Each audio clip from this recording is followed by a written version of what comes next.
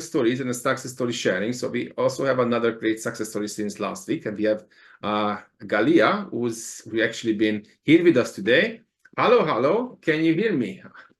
Gaylya, you there? Hey, Gabe, good. I think for me it's afternoon where I am, 12:07. Afternoon, everyone. Yeah. How are you? How are you? I'm still recovering and processing all that has taken place since Sunday regarding the exam. But I think that's a good feeling that you already go through this, is already in the bank, already, you have the certification done. Now you started to realize how much time you have left for everything else now. And I hope you had a big party. It was a big party there? I haven't had the party as yet because for some reason it's like the mindset and my body is still in that preparing for exam mode. So I'm still trying to get out of that phase. But since we have a public holiday coming up this weekend with the Easter, I think maybe something will be done then. Yeah. Very nice. So what's going to happen? So I'm going to ask you a couple of questions, and let's discuss that first. And then for the audience and all of you on the call, if you have any questions while we are discussing with Gaylya how she prepared for the exam, you can put it into the chat. And also, if you have any questions towards her, please raise your hand. You can raise the hand through the participant list, if I'm not mistaken. And then one by one, you guys can also ask the question. But first, let's go through this couple of questions I prepared. And then we also can take any questions right afterwards. So let's go with the exam itself. So when was the exam? It was on a Sunday, if I'm not mistaken, right? On Sunday, yes. Which was, to be honest, the original time I had set was last year, October, but then I realized that because of like work and then seeing how much I still have left to cover, I rescheduled it, and that was my final date, Sunday. That's very good. And then you went to a test center, or you did it at home? Unfortunately, in my case, I had to do it proctor. It's my first ever proctor exam. I tried finding a test center, but between two countries that I travel back and forth from, there was none available for CAPM, only for PMP. Okay, so exam was proctored.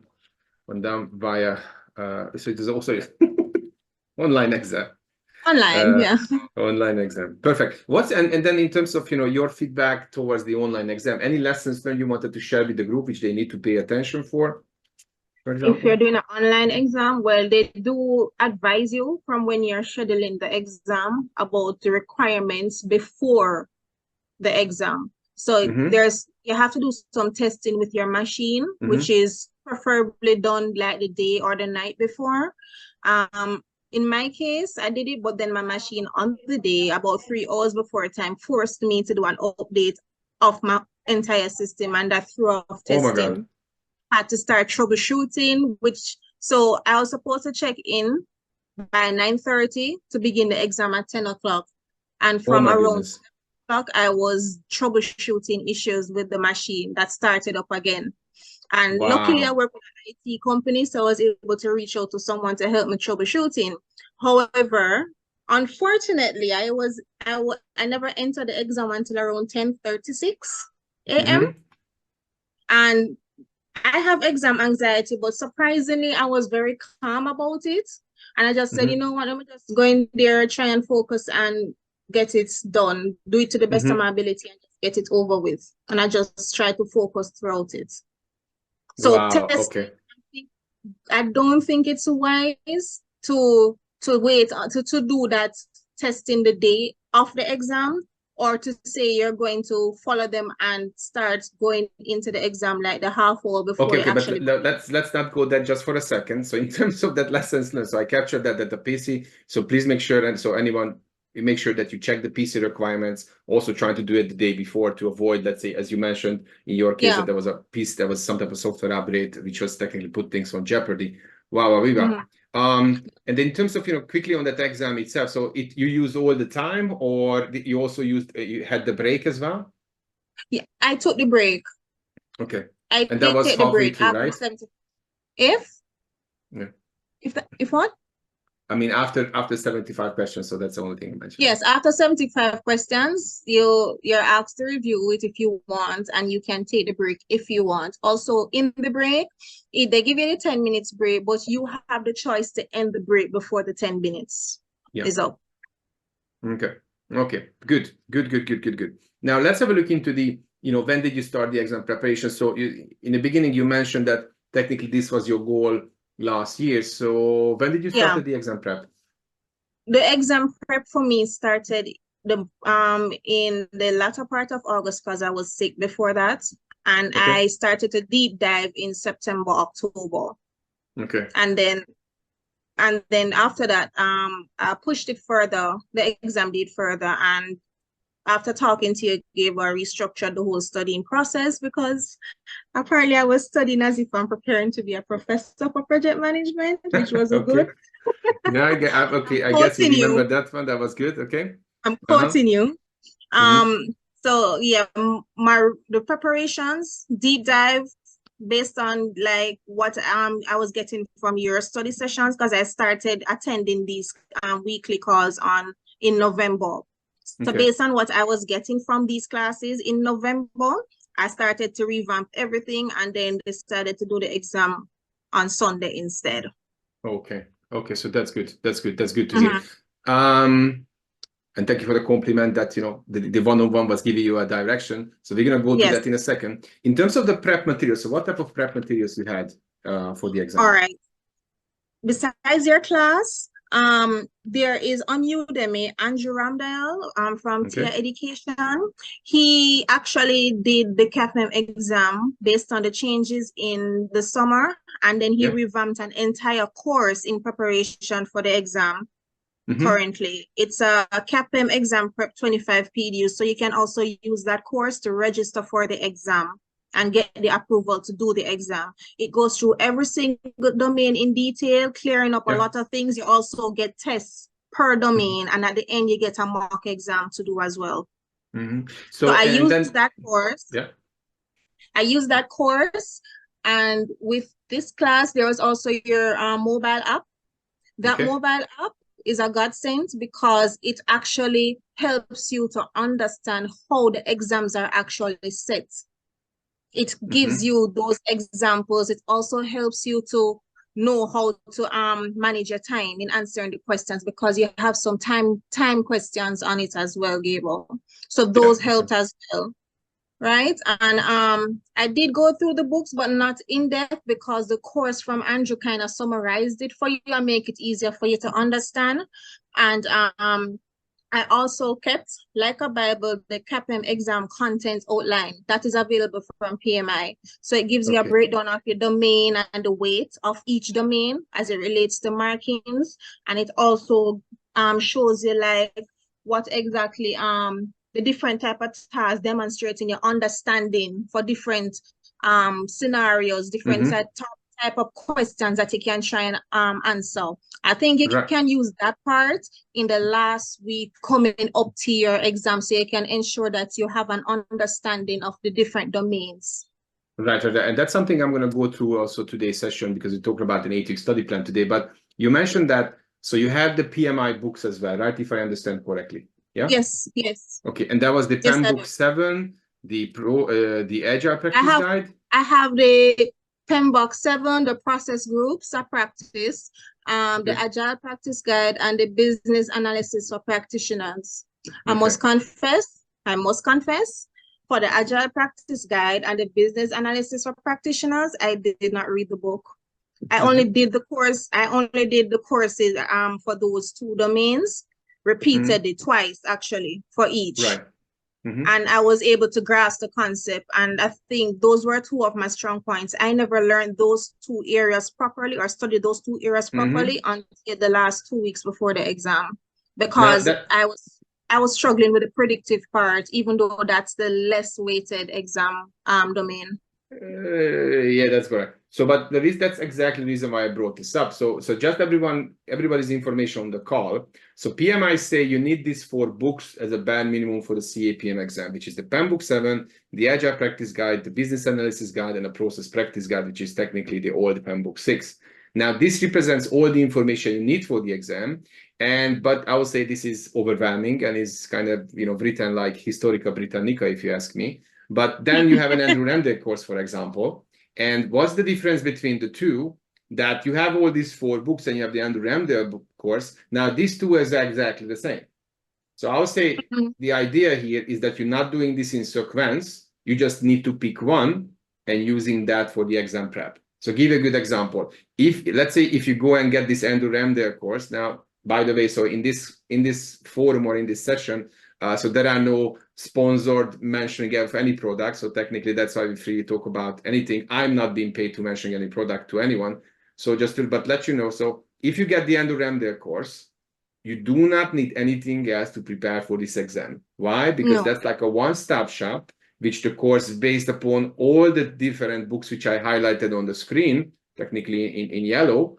In that case, you do not need to read those books. That will save you time and effort. Okay?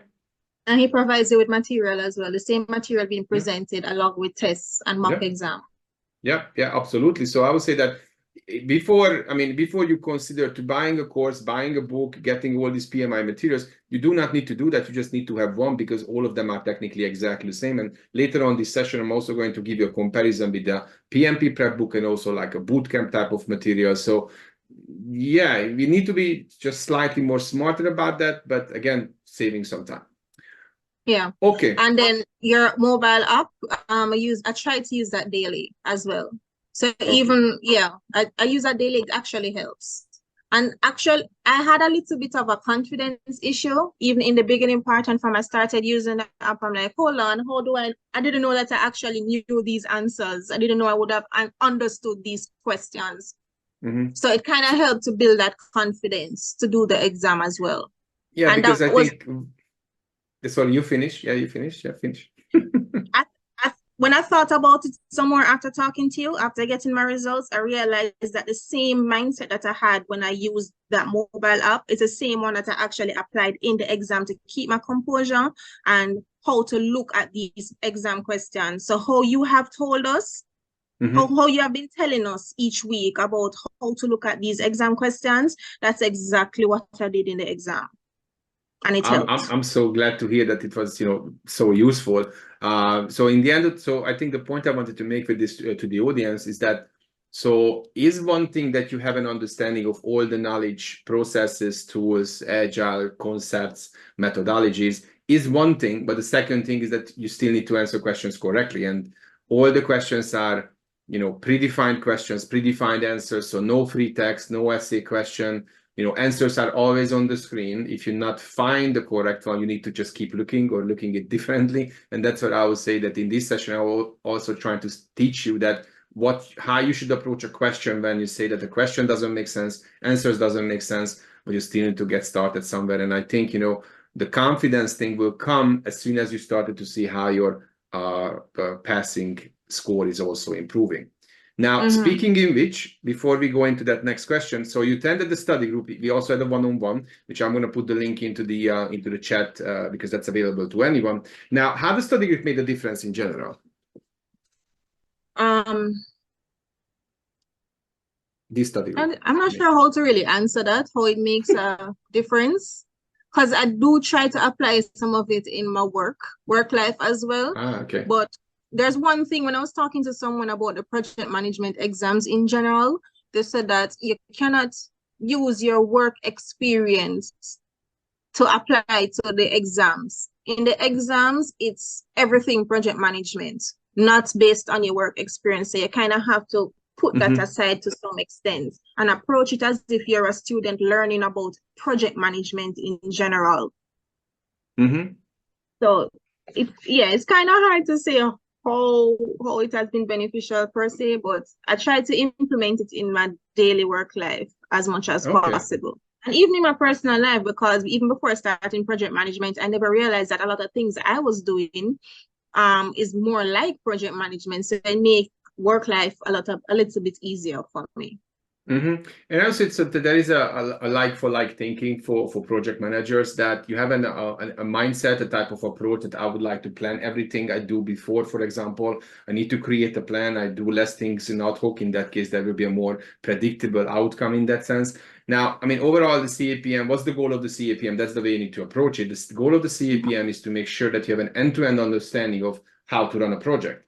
That's why, Yeah. and then agile, waterfall, having an understanding what the BA is doing. And that's why it's so valued in the job market and everywhere around the globe, because like all the other similar certifications out there, and give you a good example, Google certificate, the Google certificate is 10 years behind the CAPM and will never reach the scale and the understanding of what it represents, because partially they're teaching exactly the same CAPM material. And then the second part, they're teaching how Google is doing projects. Now, unless you're working for Google, it has almost zero meaning in the end. And don't take my word for granted. Let's say, go and have a look on LinkedIn job search. And if you find any role, let's say 1 out of 20 jobs which are asking PM jobs, asking for the Google certificate, you better show it to me, because yesterday I didn't find any.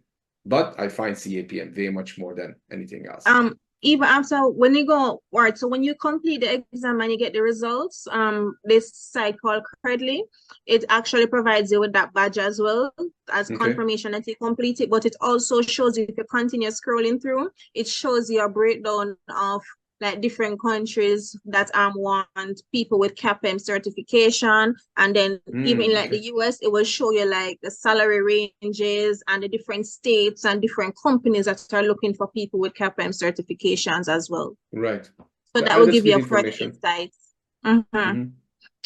Okay, so if I go to a little bit on the practicality, so what was your kind of passing rate before sitting on the exam? Let's say what was the highest score in a full mock exam of 150 questions? What was the highest score? 81. Wow, okay. Highest score of full mock. The first full mock was 71. Okay. Range between 71. And then I guess, so on this call, I keep saying to everyone that the best way you can leverage and understand what you know, what you don't know, is through the passing rate as a number, the percentage, because the numbers don't lie.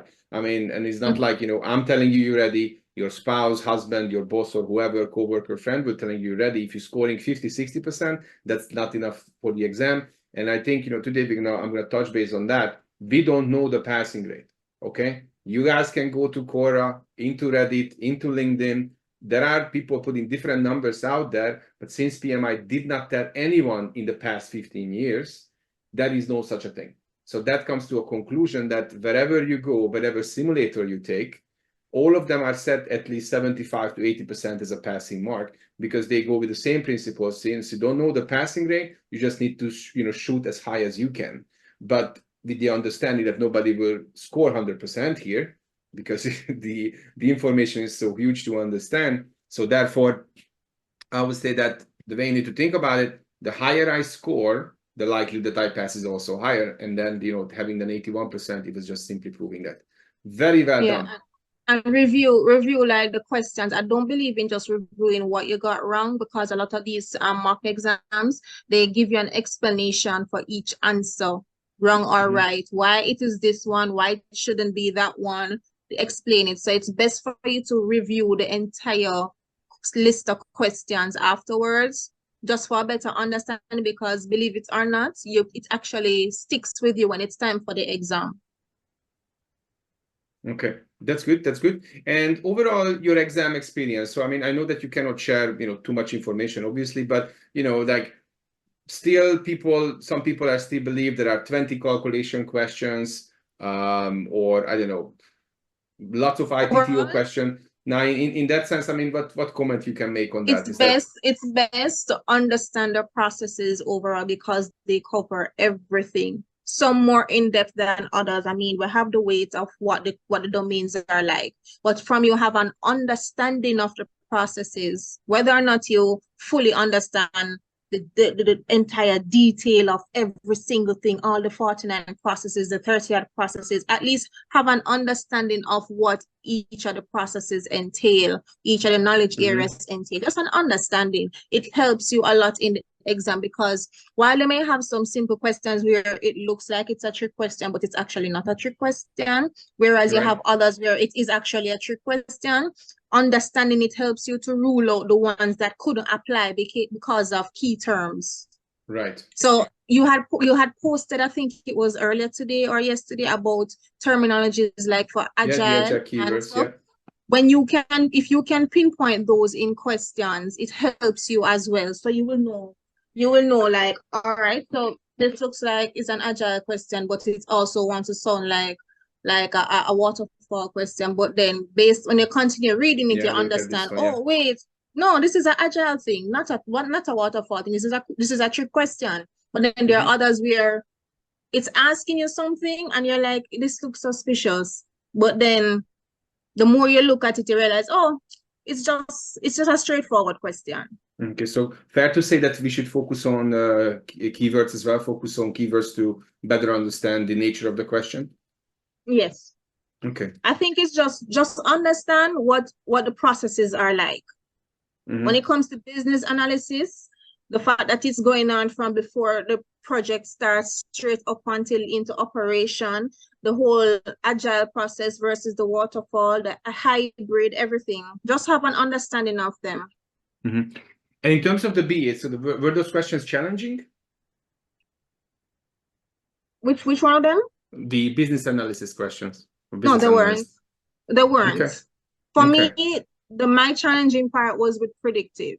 And I think because I struggled to try and cover all of the whole 49 processes and understanding them, that was my challenging part. Unfortunately, it's the longest part in preparation, but it has the less weight in percentage, exam percentage when it comes to questions. So I remember 3 weeks ago, you had spoken about this. I think someone had asked, if you fail a domain, do you fail the entire exam? And you said no.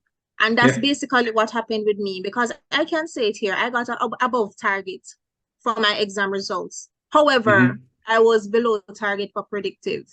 I still passed the exam. And I think that's also proving the point. You look at the weight of the exam, the domains to help you. Right. That's good. And I would say in that case, I do have one more question. So in terms of calculation questions, how many calculation questions you had? You remember? How many? Calculation questions. How many calculation questions? There wasn't much, There wasn't much, but you still need to have an understanding of them. So I had problems understanding the different formulas. I hate maths overall, surprisingly, but I happen to be good at it every now and then.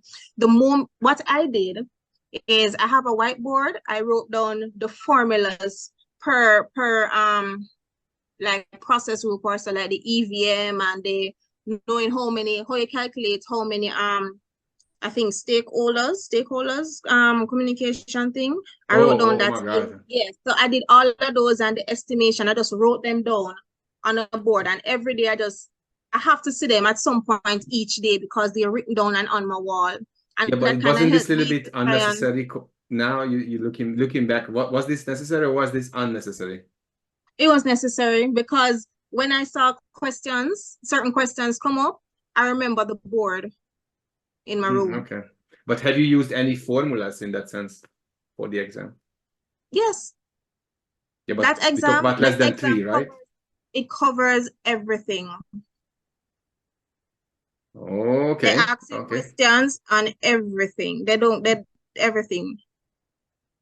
But there are different ways as well. So that's why I said also utilize your mobile app, because your mobile app shows different ways. It's also broken down in the exam content outline. Right. The different types of questions that they can ask, how they can ask them and stuff, like the drag and drop and all those things. So your app has that.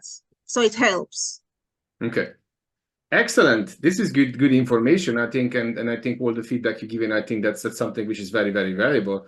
Yes. Now, is there any question from the audience? So if you have any questions towards Gaylya, please raise your hand, or you can put the questions into the chat. I think that will be either way, it will be good.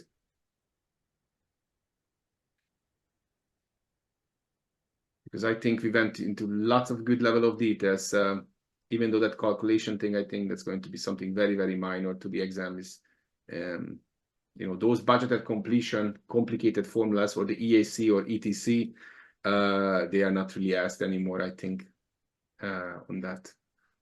Yeah, and I can't really go too in depth because, you know, we have the legal aspect of things where we can't really share too much about exams or anything because you can get into trouble. So I have to be, I'm trying to be as vague but as helpful as possible. But at the end of the day, you go through everything regarding the course, the exam outline. You use that exam outline document that you can find on PMI, and place your energy on mostly on those domains that have the highest percentages, because at the end of the day, it's all about passing the overall exam. Yep. Not if you fail one part, you just know that you have to make up for it on the other aspects, on the other domains. Mm-hmm. Wow. And I would say this is good. Yeah. Yeah, sorry, deep breath. This is coming from someone who has exam anxieties. I have cried through exams while doing the exams. So yeah, so that's why I would say everybody says that's a part of, like, almost like a journey a little bit, because you have to kind of go and, you know, face those demons of, you know, I need to kind of, I have a time pressure of, you know, answering questions, and also that those questions, you know, can be short questions, short answers, or long questions, long answers. And so PMI trying to make this, I would say, as difficult as possible to you or to anyone, but in the reward afterwards is just going to be, I would say, really, really priceless. I don't think they're trying to make it as difficult as possible based on what I was doing, because to be honest, I was just going into this exam to see what it is like, to experience it so I can know how to prepare. So when I got my result the following morning, I wasn't talking. I couldn't talk. My mother was screaming. I couldn't talk because I didn't expect to pass.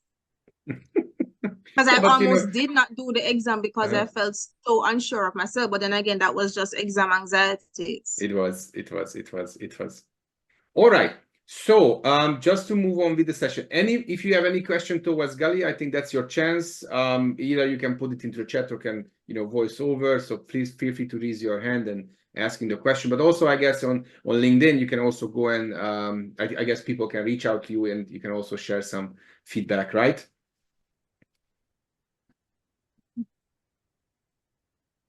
Okay, I take it that's a yes. Yeah. So one more time, is there any question?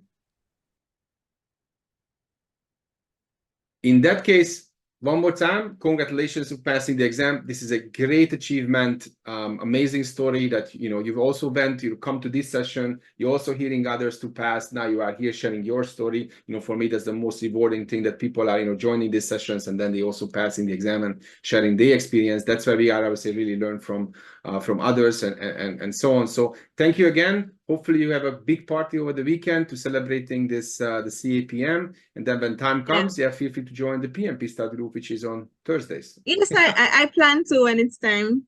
And thanks again for so much of your help.